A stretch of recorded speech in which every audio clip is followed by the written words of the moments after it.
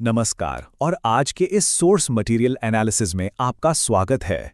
आज हम भारत के सबसे आकर्षक और पूजनीय देवताओं में से एक कृष्ण के बारे में बात करने वाले हैं। लेकिन देखिए, हम यहाँ सिर्फ पुरानी कथाओं को नहीं दोहराएंगे।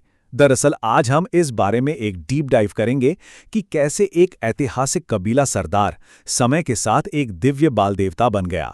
तो चलिए, बिना किसी देरी के सीधे इस रोचक सफर को शुरू करते हैं। सोचिए जरा, क्या ये कभी संभव लगता है कि एक तरफ एक ग्राउंड लेवल का ऐतिहासिक योद्धा हो और दूसरी तरफ वही शख्स एक नटखट माखन चुराने वाला दिव्य बच्चा बन जाए, और ये दोनों बिल्कुल एक ही व्यक्ति हों? सच कहूं तो ये अपने आप में एक बहुत बड़ा रहस्य है। हमारे सोर्सेज हमें बताते हैं कि कृष्णा की जो छवि हम आज देखते हैं वो किसी एक दिन में नहीं बनी थी। ये सदियों के विश्वास, ठोस इतिहास और बेहतरीन कथाओं का एक बिल्कुल बेमिसाल संयोजन है। तो आइए शुरुआत करते हैं इस कहानी के पहले हिस्से से, प्राचीन वृष्णि या सतवता कबीले के नेता की जड़ें। अब आप देखिए, कृष्ण की छवि कितनी प्राचीन है। इसके ठोस प्रमाण हमें सदियों पहले ही मिलने लगते हैं। 5वीं शताब्दी बीसीई में महान व्याकरणी पाणिनि द्वारा वासुदेव का जिक्र किया गया। उसके बाद 4वीं शताब्दी बीसीई में ग्रीक लेखकों ने एक हेराक्लीस जैसी आकृति की पूजा का वर्णन किया है। फिर 2री शताब्दी बीसीई आते आते हमें सिक्कों पर वासुदेव की छवि मिलने लगती है और 113 बीसीई में हेलियोडोरस स्तंभ का निर्माण होता है। ये सभी तथ्य ये साबित करते हैं कि एक ऐतिहासिक नेता और देवता के रूप में उनकी पूजा ईसा मसीह के जन्म से भी सदियों पहले शुरू हो चुकी थी। चलिए, अब किताबों से निकलकर आते हैं अपने दूसरे हिस्से पर, वो ठोस प्रमाण जो पत्थरों पर दर्ज हैं। अब जहां तक पत्थरों पर लिखी गवाही की बात है, जरा इस ऐतिहासिक शिलालेख पर गौर कीजिए। इसमें लिखा है, देवों के देव वासुदेव का ये गरुड़ स्तंभ यहां हेलियोडोरस द्वारा स्थापित किया गया है, जो एक ग्रीक राजदूत थे। सोचिए, 113 बीसी के दौरान एक ग्रीक राजदूत आज के मध्य प्रदेश के विदिशा में आकर ये स्तंभ बनवा रहा था। ये डिटेल लिटरली अपने आप में एक असाधारण बात है। तो आखिर इस हेलियोडोरस स्तंभ का इतना ज्यादा महत्व क्यों है? दरअसल ये एक गैर हिंदू, एक ग्रीक व्यक्ति की गवाही है जो सीधे पत्थर पर उकेरी गई है। ये साबित करता है कि कृष्ण की पूजा कॉमन एरा से सदियों पहले अस्तित्व में थी। साथ ही ये एकदम क्लियर कर देता है कि वासुदेवा कृष्ण को तब तक एक सर्वोच्च देवता का दर्जा मिल चुका था। उनका आकर्षण इतना व्यापक था कि विदेशी लोग भी प्रभावित होकर इस धर्म को अपना रहे थे। यानी पौराणिक कथाओं के पॉपुलर होने से बहुत पहले इन सब ठोस ऐतिहासिक सच्चाइयों ने उन्हें एक यथार्थ धरातल पर स्थापित कर दिया था। यहां से एक दिलचस्प मोड़ आता है। समय के साथ इन दो अलग अलग छवियों का एक खूबसूरत मर्जर हुआ। एक तरफ थे वासुदेवा, एक प्राचीन वृष्णि सरदार, और दूसरी तरफ थे गोपाला, एक दिव्य ग्वाले। कबीलाई योद्धा की जो शानदार कथा थी, वो ग्रामीण ग्वालों की परंपराओं के साथ आकर जुड़ गई, और इसी अमेजिंग संगम ने उस कृष्ण को जन्म दिया जिन्हें आज पूरी दुनिया जानती है।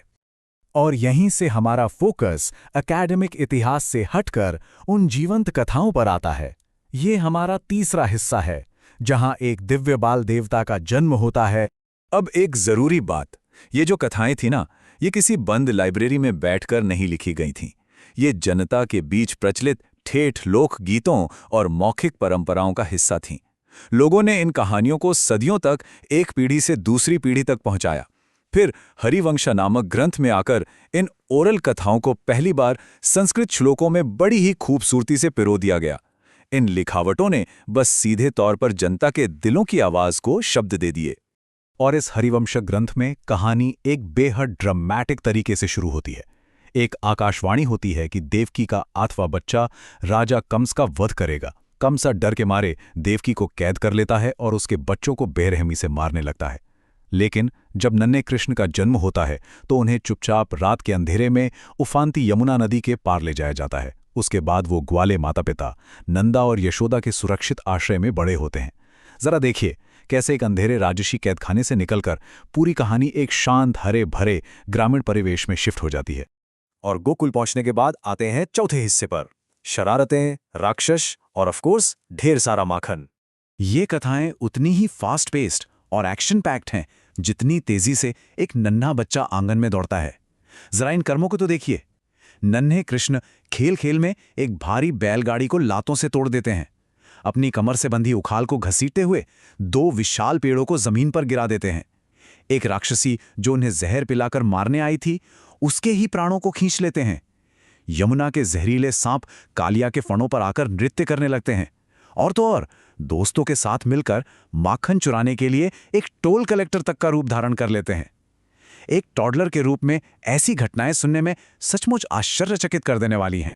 लेकिन इस सब केओस के बीच एक बहुत ही क्रूशियल मोमेंट उभर कर आता है, जब ग्वाले देवराज इंद्र की बजाय गोवर्धन पर्वत की पूजा करने लगते हैं। तो गुस्से में आकर इंद्र भयंकर बारिश करते हैं। तब वही शरारती माखनचोर कृष्ण उसी गोवर्धन पर्वत को आराम से अपनी छोटी उंगली पर उठा लेते हैं और अपने लोगों के महान सुप्रीम रक्षक बन जाते हैं। हालांकि इस महान रक्षक की एक और छवि थी जो लोगों के दिलों में बस गई, और वो थी एक अडोरेबल चोर की। पकड़े जाने पर वो ऐसी क्यूट और चालाकी भरी बातें बनाते थे कि कोई भी उन्हें सजा दे ही नहीं पाता था। वो पड़ोसियों की हांडियां फोड़ते, उनका सारा माखन खा जाते, पर उनके उस मासूम चेहरे को देखकर किसी का भी गुस्सा तुरंत शांत हो जाता था। वो हाईवे पर माखन की चोरी करते थे, पर यह उनके विशाल व्यक्तित्व का एक बेहद अनोखा और चाहता हिस्सा बन गया। अब आप सोच रहे होंगे, क्या ये सारी शरारतें बस एक आम बच्चे वाले खेल थे? बिल्कुल नहीं। यहां हम आते हैं अपने 5वें हिस्से पर, पवित्र खेल यानी सेक्रेड प्ले की शक्ति। इन सब कथाओं के पीछे एक बहुत ही गहरा थियोलॉजिकल अर्थ छिपा है। इसको समझने के लिए हमें लीला शब्द को पहचानना होगा।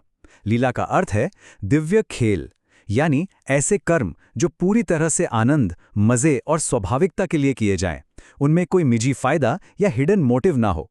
यही कॉन्सेप्ट कृष्ण की इन शरारतों को एक छल कपट से ऊपर उठाकर एक बिल्कुल अलग लेवल पर ले जाता है। ये दर्शाता है कि ईश्वर आजाद है। अब जरा इसका साइकोलॉजिकल इम्पैक्ट देखिए। प्राचीन ऑर्थोडॉक्स समाज बेहद सख्त नियमों और धार्मिक सीमाओं में बंधा हुआ था। ऐसे घुटन भरे माहौल में एक ऐसे देवता की पूजा करना जो लिटरली सारे नियम तोड़ता हो, ये आम लोगों के लिए एक तरह का साइकोलॉजिकल रिबेलियन था। बच्चे कृष्ण का नियम तोड़ना लोगों को आज़ादी का एहसास दिलाता था। उन्हें इन शरारतों में अपने खुद के मन की आवाज़ सुनाई देती थी। और फ्रैंकली यही वजह है कि कृष्ण का ये बाल रूप सदियों से दिलों में इतना जिंदा है। उनका रूप सर्वोच्च आज़ादी और ऑटोनॉमी का प्रतीक है। सामाजिक बंधनों के बीच आम इंसान जो घुटन महसूस करता है, कृष्ण उस घुटन से परफेक्ट साइकोलॉजिकल एस्केप देते हैं। उन्होंने डर और नियम पर आधारित औपचारिक प्रार्थना को बदलकर एक बेहद क्लोज, इंटीमेट और प्यार भरे रिश्ते में तब्दील कर दिया। लोग ईश्वर से डरने के बजाय उन्हें अपने बच्चे की तरह प्यार करने लगे। तो आज के इस एक्सप्लेनर को ख़त्म करते हुए इस सवाल को ज़रूर अपने जहन में रखिए, क्या हमारी सभ्यता को वो इतिहास आकार देता है जिसे हम पत्थरों पर उकेरते हैं, या फिर उन कथाओं और मिथ्स की आवश्यकता जो हमारे दिलों को आज़ादी और आनंद का एहसास कराती हैं? एक वृष्णि कबीले का सरदार शायद इतिहास के पन्नों में भुला दिया जाता, पर उन्हें हमेशा के लिए अमर बनाया एक नन्हे बच्चे के दिव्य खेल ने। इस बारे में ज़रूर सोचिएगा, सीखते रहिए और ऐसे ही नई चीज़ों की खोज करते रहिए। नमस्कार।